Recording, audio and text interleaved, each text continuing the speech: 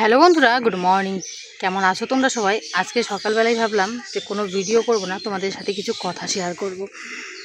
আজ ইতিহাসের খাতায় নাম উঠে গেছে। সত্যি এমন একটা জিনিস তোমাদের সাথে শেয়ার করব না, যেটা আমাদের এই জায়গাটা যে আছে, শুধু এই জায়গাটা না, আমাদের কুচবিহার গর্ব হয়ে গেছে যেটার জন্য।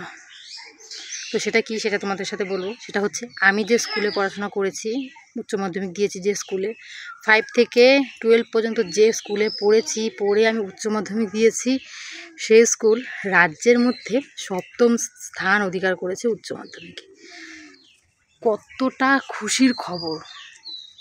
যখনই দেখেছি খবরের মধ্যে, যখনই যারা রেজাল্ট করে, তো সেখান থেকে যখনই আমাদের স্কুলের নামটা বলেছে, যে স্কুলের নগর ডাকালিগঞ্জ শিবপুর, আমাদের স্কুলটার নাম হচ্ছে নগর ডাকালিগঞ্জ হাই স্কুল, আর সেখানকার পোস্ট অফিস হচ্ছে শিবপুর। তো সেই শিবপুর বলেছে সেটা রাজ্যে 7ম স্থান অধিকার করেছে উচ্চ মাধ্যমিকে। খবরটা শোনার পরে মনের মধ্যে যে একটা আনন্দ, সত্যি। আর কে করেছে জানো? এটাও আমাদের গ্রামের মেয়ে, একজন মেয়ে। সেটা ভেবে আরও গর্ববোধ হচ্ছে। যে কোনো জায়গার মধ্যে মেয়েরা সব কিছুর মধ্যে এগিয়ে আছে, এই জিনিসটা ভাবলে সত্যি মনের মধ্যে অনেক কিছু চলে। আমরা মেয়েরা সব পারি, আমরা মেয়েরা সব করতে পারি। এক সময় নাকি আমাদের মতো মেয়েদেরকে কোনো দাম দেওয়া হতো না, আমাদের মতো মেয়েদেরকে তুচ্ছাই করা হতো। আমাদের মতো মেয়েরা ছিল কিছু পুরুষের গ্রাস। তো দেখো, সেই মেয়েরা আজ কত কিছু করছে। দুজন মেয়ে মিলে পুরো যুদ্ধ, যে আমাদের পাকিস্তান ভারতের যুদ্ধ হচ্ছে, সেটা দুজন মেয়ে মিলে কত কিছু করে নিল, তোমরা দেখেছো হয়তো। আর একজন মেয়ে রাজ্যে 7ম হয়েছে আমাদের স্কুলের। তাও আমাদের হেড স্যার যে আছে, স্বপন সিংহ স্যার, তো সেই স্যার যখন মেয়েটার 7ম স্থান অধিকার করেছে, মেয়েটাকে ফোন করে পুরো কান্না করে দিয়েছে। এই জিনিসগুলো যখনই ভাবি না, যে সত্যি আমি স্কুলে পড়াশোনা করেছিলাম, এই স্কুল থেকে আমার একটা অন্যই ভালোবাসা আছে, তখনই নিজেকে গর্ববোধ মনে হয়। এখনও স্যারগুলো আমাদেরকে চেনে, জানো। আমি যদি স্কুলে যাই, আমি বা আমাদের যে গ্রুপটা ছিলাম, তারা যদি এখনও স্কুলে যাই, স্কুল থেকে বেরিয়েছি 4 বছর হয়ে গেছে, 4 বছর না, বেশি হয়েছে, 6 বছর হয়ে গেছে। এখনও স্কুলে গেলে এখনও স্যাররা আমাদেরকে চেনে, এখনও গেলেও প্রণাম করি। আমি এখন পর্যন্ত আমার একটা অভ্যাস, স্যারদের সামনে দেখলেই প্রণাম করি, ওনাদের সাথে কথা বলি। ওনারাও খুব ভালোবাসেন আমাদেরকে, আমাদের গ্রুপটাকে বিশেষ করে। কারণ বলে যে তোদের গ্রুপের মতো সত্যি কোনো গ্রুপ পাইনি। কারণ আমাদের যে কোনো কাজ বলতো স্যার, আমরা করে নিতাম। পড়াশোনার দিক থেকেও আমরা যেমন ছিলাম, স্যার বলতো ঠিক আছে। তারপর মক পার্লামেন্ট বলো, স্কুলে যত অনুষ্ঠান ছিল, আমরা কোচবিহার পর্যন্ত গিয়ে মক পার্লামেন্ট করে ট্রফি নিয়ে এসেছি, ফার্স্ট পুরস্কার। অনেক কিছু করেছি স্কুল লাইফে। এনসিসি করেছি, এনএসএস করেছি, এনসিসি না, এনএসএস করেছি। অনেক দৌড় ঝাঁপ, খেলা টেলা, অনেক কিছু দিয়েছি। তো সেই বিষয়গুলো স্যার মনে রেখেছে, অনেক ভালোবাসা আমাদের দেয় স্যার। এখনও গেলে কথা বলে, এখনও আমাদেরকে সেই আগের মতোই ভাবে। এই জিনিসগুলো দেখলেই যেন আরও গর্ব চলে আসে। এই জিনিসটা আমি তোমাদের সাথে অনেক দিন থেকে শেয়ার করতে চাইছি। আজও 4 দিন হয়ে গেল রেজাল্ট দিয়েছে, আমি তোমাদের সাথে শেয়ার করতে পারিনি। আমি একটু অসুস্থ ছিলাম, প্রচুর গরম পড়েছে, গরমের মধ্যে শরীরটা একটু খারাপ হয়ে গেছিলো, তো সেই কারণে একটু অসুস্থ ছিলাম। তাই ভাবলাম যে আজকেই তোমাদের সাথে সম্পূর্ণটা জানিয়ে দিই। আর তোমরা জানোই ভারত পাকিস্তানের যুদ্ধ চলছে, এখানে অনেক কিছু চলছে। সবার শেষে কিন্তু জয়টা আমাদের ভারতেরই হবে, এটা সবাই জানি আমরা। পাকিস্তান যতই লাফাক, যত কিছুই করুক, সত্যের জয় অবশ্যই, সেটা যে কোনো বিষয়েই সত্য কিন্তু জয় হবে। আর যারা সত্য, তারা কখনোই বেশি দাপট দেখায় না, তারা কখনোই উচ্চ গলায় কথা বলে না। সত্য জিনিসটা সহ্য করে যায়, আস্তে আস্তে সত্যরই জয় হয় যে কোনো বিষয়ে। দেখবে আমাদের যে ভারত আছে, আমাদের ভারত কিন্তু সব কিছু বিষয়েই বলছিল যে না, থেমে থাকাটাই ভালো, কিন্তু পাকিস্তানের কিছুই নেই বলতে গেলে, চাল টাল কিছুই নেই তাদের, তারা পুরো লাফাচ্ছিল। কি হচ্ছে শেষে? কিন্তু তাদেরই সব কিছু শেষ হচ্ছে। কিন্তু যুদ্ধ আমরা চাই না, আমরা ভারতীয় মানুষ, আমরা যুদ্ধ চাই না, আমরা মিলেমিশে থাকতে চাই। তারাই যুদ্ধ চেয়েছে, তারাই কিন্তু 22শে এপ্রিল আমাদের 26 জন হিন্দুকে মেরেছে। সেটা অনেক কিছু থেকেই কিন্তু ঠিক করা যেত, কিন্তু না, পাকিস্তানের সেই মন্ত্রী চেয়েছিল যুদ্ধ। এখন কেমন লাগছে তাদের? মনে হয়তো ভালোই লাগছে। আমরা জানি আমাদের ভারতের মতো কোনো দেশ হতে পারবে না। আমাদের ভারত মাতার জয়, সব সময় বলবো। আমার দেশকে আমি ভীষণ ভালোবাসি, নিজের মা আমার দেশ, আমার গর্ভধারিণী মা, আর এটা হচ্ছে আমার ধরিত্রী মা, যার জন্য বেঁচে আছি, যার থেকে আমরা নিঃশ্বাস পাচ্ছি। এই ধরিত্রীর উপরেই কিন্তু গাছপালা আছে, যাদের জন্য নিঃশ্বাস পাচ্ছি, যার জন্য সব কিছু। তাকে আমরা ভারতীয়রা জীবন দিয়ে ভালোবাসি। আর যে কোনো ভারতীয়রা কিন্তু তার ধরিত্রীর মায়ের জন্য সব করতে পারে।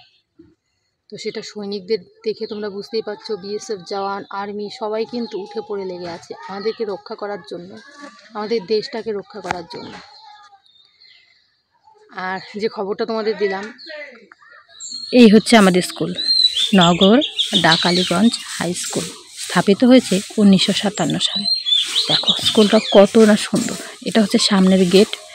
এই গেট দিয়েই কিন্তু সকল স্টুডেন্টরা ভেতরে ঢোকে। তারপর 11টার সময় এই পুরো গেটটা বন্ধ করে দেওয়া হয়। ভেতরে অনেকগুলো ক্লাসরুম আছে, একদম 5 থেকে শুরু করে 12 পর্যন্ত ক্লাসরুম আছে, মেয়েদের আলাদা ছেলেদের আলাদা। এটা হচ্ছে স্কুলের ভেতরে কিন্তু একটা বড় মাঠ আছে, যেখানে আমাদের জাতীয় সঙ্গীত হয়। আগে হতো, এখনও হয়। যখন আমি পড়াশোনা করতাম তখনও কিন্তু এখানেই হতো। আর এখন স্কুলটা আরও পরিবর্তন হয়ে গেছে। ভেতরে দেখো, এই পাশে ওই যে দেখা যাচ্ছে একটা রবীন্দ্রনাথ ঠাকুরের মূর্তি আছে, আর একটা সুন্দর বাগান আছে। তার এ পাশেও কিন্তু আরেকটা বাগান আছে, আর স্বামী বিবেকানন্দর একটা ছোট্ট মূর্তি আছে। তো এদিকে দেখো পুরো স্কুলটা কতটা সুন্দর। ভেতর দিকটা ঢুকলেই মনে হবে যেন আমরা একটা স্বর্গে চলে এসেছি। ভেতরে গাছপালা কত সুন্দর। এখন তো স্কুলের ভিতরটা আরও কালার করেছে, সাদা আর এরকম নীল কালার দিয়ে, ভীষণ ভালো লাগে। গাছের সাইডগুলোও কিন্তু এখন সাদা কালার করে দিয়েছে, গাছের সাইড দিয়েও বসার মতো বুদ্ধি করে দিয়েছে। দারুণ সুন্দর লাগে। এখন স্কুলটা গেলেই মনে হয় না বাড়িতে ফিরে আসি। আর আমরা যখন পড়তাম তখনও মনে হতো না স্কুল থেকে বাড়িতে আসতে। আমি প্রত্যেকটা দিন স্কুলে যেতাম, পড়াশোনায় যেমনই ছিলাম না কেন স্কুলে যেতে বেশ ভালো লাগতো আমার, কারণ এই স্কুলটা আমার কাছে অনেকটা একটা ভালো জায়গা। আর এই হচ্ছে সেই প্রিয়াঙ্কা বর্মন, রাজ্যের 7ম স্থান অধিকার করেছে 491 নাম্বার পেয়ে, নগর ডাকালিগঞ্জ উচ্চ মাধ্যমিক বিদ্যালয় থেকে। এই মেয়েটা হচ্ছে আমাদের সবার গর্ব, এত ভালো নাম্বার পেয়েছে। সত্যি এই স্যার প্রথম এই মেয়েটার জন্য কান্না করে দিয়েছে। আমাদের ডাকাল স্কুলে, আমরা ডাকাল স্কুল বলেই বলি, স্কুলে এত ভালো নাম্বার, রাজ্যে 7ম এখনও হয়নি, ব্লকে প্রথম হয়েছে, কিন্তু রাজ্যের মধ্যে হয়নি। এই জিনিসটা সত্যি খুব ভালো লাগছে, এত সুন্দর একটা রেজাল্ট। আর 2023 সালে এই মেয়েটা কিন্তু জয়াপাল বিজ্ঞান বিভাগ থেকে 454 নাম্বার পেয়েছিল, বিদ্যালয়ে প্রথম হয়েছিল 2023 সালে। তারপর করোনা, 2020 সালে করোনার সময় হয়েছিল, আমাদের সময় একজন হয়েছিল, এরকমভাবে। আমার কাছে এ দুটো ফটোই কিন্তু বেশ ভালোভাবে ছিল, তো এই দুটোই তোমাদের সাথে শেয়ার করলাম। এমনকি আমাদের স্কুল থেকে একজন ছেলে ডাক্তার পড়ছে, আমরা যে পড়তাম আমাদের ব্যাচের একজন ডাক্তার হয়েছে, অনেকেই আর্মিতে জয়েন করেছে, অনেকে বিএসএফে জয়েন করেছে, কেউ সিআরপিএফে জয়েন করেছে। এরকমভাবে এক একজন এক একটা কাজের সঙ্গে যুক্ত হয়েছে।